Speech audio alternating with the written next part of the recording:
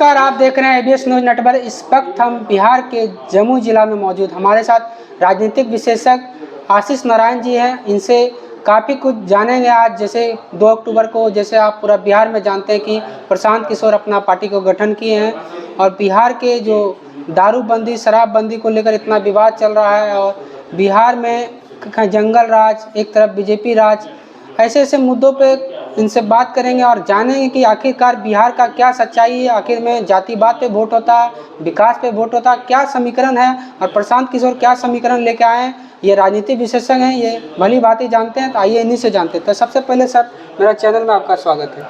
बहुत बहुत धन्यवाद जो आप लोग युवा पीढ़ी के लोग हैं और इस सेक्टर से जुड़ करके जनता के बीच में अपनी आवाज़ को पहुंचा रहे हैं जी, इसके लिए आप लोग बधाई के पात्र हैं। जी धन्यवाद।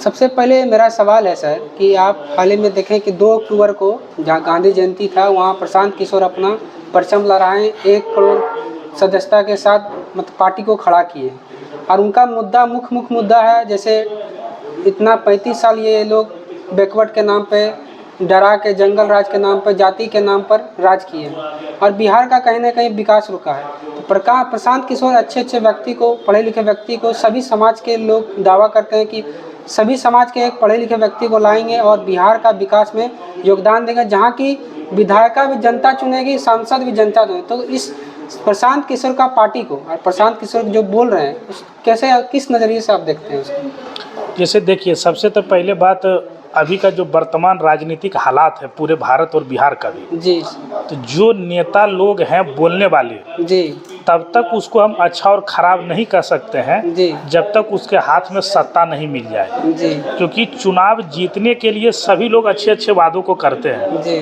और जब चुनाव जीत जाते हैं तो उसको ज़मीन पर लागू कर पाते नहीं हैं। 99% लोग तो फेल्योर रहे हैं। जी, तो अभी हम उनके बारे में ये नहीं कह सकते हैं कि वो गरीबी दूर कर देंगे या नहीं करेंगे। ये बहस का विषय है जब उनके हाथों में सत्ता चली जाएगी तब। तो अभी सत्ता गया नहीं है और वो किसी पद पर रहे नहीं, तो वो बिहार में जो पिछड़ापन है या जो गरीबी है उसके लिए तो वो जिम्मेवार व्यक्ति है नहीं। अपना एक राजनीतिक संगठन खड़ा किए हैं, तो लोकतांत्रिक ये राज्य है और देश है, तो सभी को बधाई है कि सब लोग अपना बात को रखे, संगठन बनाए और चुनाव लड़े, सबको अधिकार है। तो इसके लिए उनको भी बधाई जो कि राजनीतिक संगठन जो राजनीतिक गैप हो चुका है बिहार में, उसके लिए वो सामने आए हैं। क्योंकि अब ट्रांजिशन फेज चल रहा है बिहार के पॉलिटिकल सिस्टम का, तो उसमें एक नई पार्टी का उदय हुआ।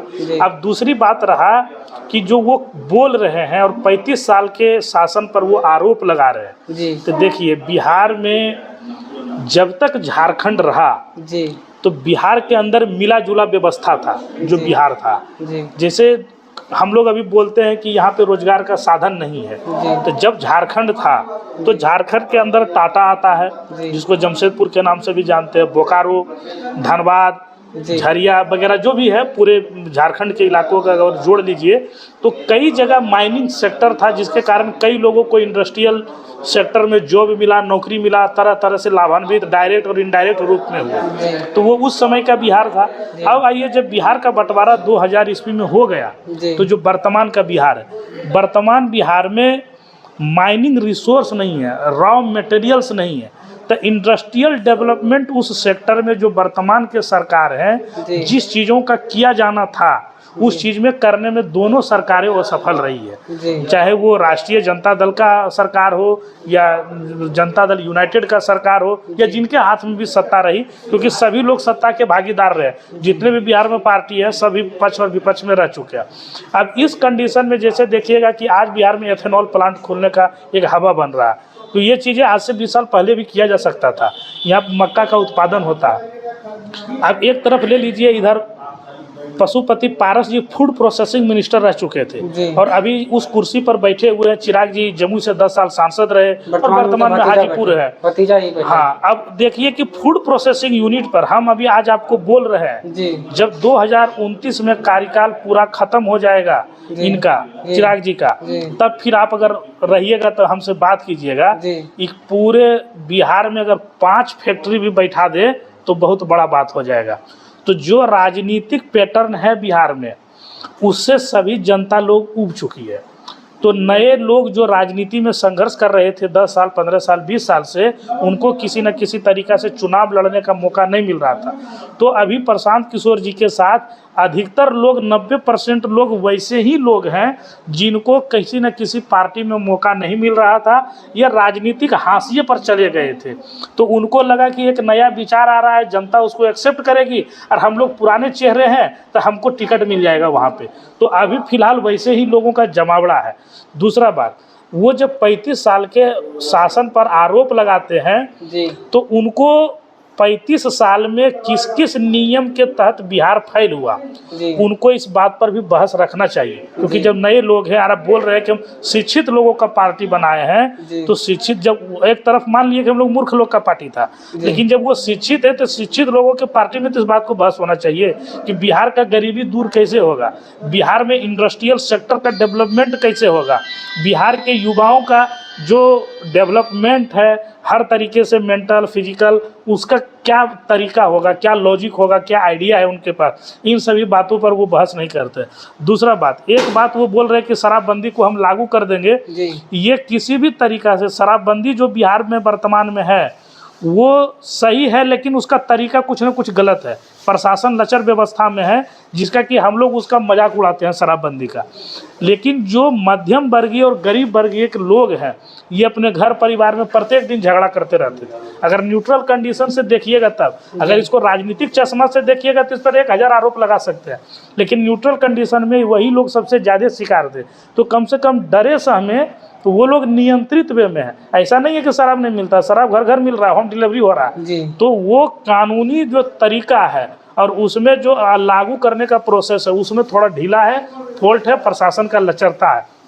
लेकिन शराबबंदी खत्म कर देना ये फिर है कि नरक में ठेल देना है बिहार को।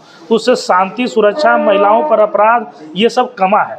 तो अगर इस तरह का भी बात प्रशांत किशोर जी बोलते हैं और जनता ताली बजाती है, शराबबंदी को लेकर बोल रहे हैं कि ये राजस्व का घाटा है और जहाँ शराब चालू है वहाँ होम डिलीवरी चालू है। तो बिहार में शराब तो मिल ही रहा है, लेकिन शराब के नाम पर राजस्व से घाटा ले रहा है, इसलिए शराब चालू करेंगे। देखिए, दो चीजें हो रही है जी। आप राजस्व का कुछ मानवीय मूल्य होता है जी। जैसे अगर कहिएगा कि सरकारी स्कूल में पढ़ाई नहीं होती है, जैसे वो बोल रहे हैं कि होम डिलीवरी मिलता है, तो उसी तरह से अगर आप व्यवहारिक तौर पर देखिएगा किसी भी सरकारी विद्यालय में पढ़ाई नहीं होता है। जी।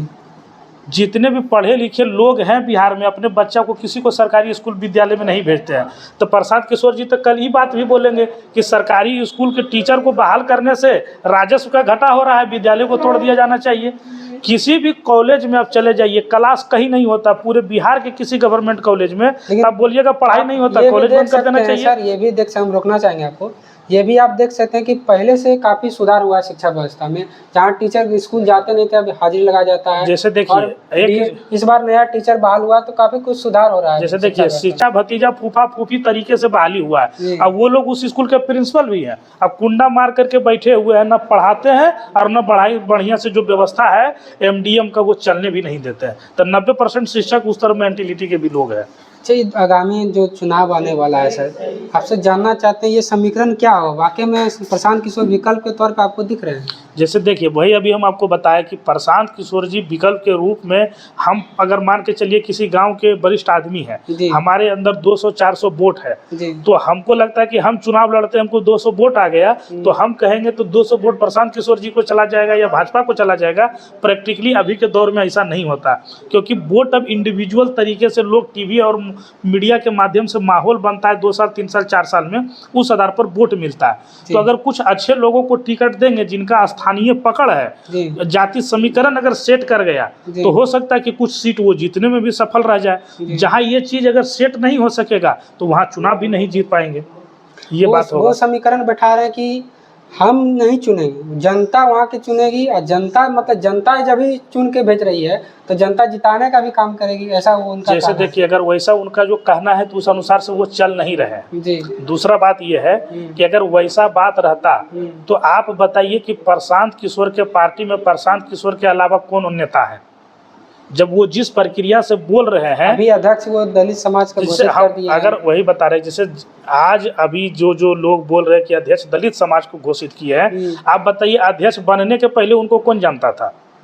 तो जो लीडरशिप क्रिएट कर रहे हैं उनका अपना वजूद नहीं है वहाँ पे, तो जो बोलेंगे प्रशांत किशोर वही होगा। तो जिस तरह से अन्य क्षेत्रीय दल है जैसे पूरे देश में जो छोटा छोटा पार्टी है कि जो पार्टी बनाया है वही उसका नेता है, तो उसी तरह से उस पार्टी में भी है। तो डेमोक्रेसी जब खुद अपने जगह पर नहीं लाए जैसे उनको, तब हम इस बात के लिए सही मानते जब ये रहता कि सबों का बराबर से भागीदार है। अभी आप देखे होंगे उनका सब जगह कार्यक्रम होता है, पैसा फाइनेंस होता है, पूरा चंदा चिट्टा करने का जरूरत नहीं पड़ रहा, वो एक ही आदमी आते हैं, टेंट लगाते हैं, भाषण देते हैं, खाना खिलाते हैं। तो जब सारा पैसा हमारा, सारा फंडिंग हमारा, सारा व्यवस्था हमारा, तो आप तो भाड़े के आदमी हो गए, जब चाहे हम आपको बाहर कर सकते हैं। अगर कल मनोज भारती जी को प्रदेश अध्यक्ष से हटा दिया जाए तो उनके पास क्या जनाधार बचा है कि वो प्रशांत किशोर जी को नफा नुकसान पहुंचा देंगे। तो अभी प्रशांत किशोर जी के साथ वैसे लोग नहीं जुटे हैं कि प्रशांत किशोर जी के पार्टी में वो दखल अंदाजी दे सके, टिकट में उनके लिए झगड़ा कर सके या कोई भी बात बनाने के लिए, नियम बनाने के लिए उनके ऊपर दबाव बना सके।